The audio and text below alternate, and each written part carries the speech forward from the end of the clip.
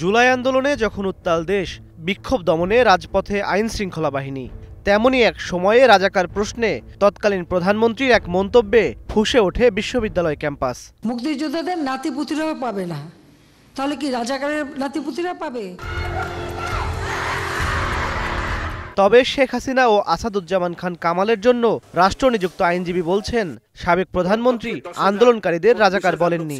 হাসিনা সহ দুই আসামির পক্ষে যুক্তিতর্ক উপস্থাপনে এ মন্তব্য তার। প্রাইম মিনিস্টার যে কথাটা বলেছে, সাবেক প্রাইম মিনিস্টার, সেটা ঢালাওভাবে এই ছাত্রদেরকে বলেন নাই।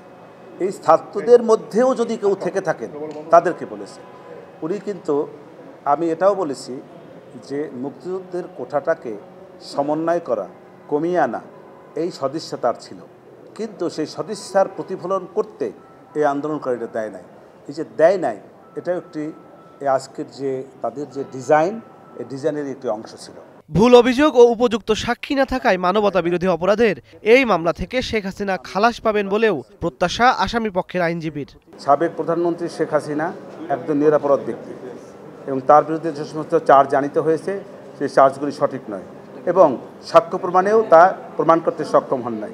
যেহেতু সাক্ষ্য প্রমাণে সক্ষম হনের আমার অভিমত, অতএব এই সাবেক প্রধানমন্ত্রী শেখ হাসিনা এবং আসাদুজ্জামান খান কামাল ওনারা খালাস পাবেন, এটা আমার প্রত্যাশা।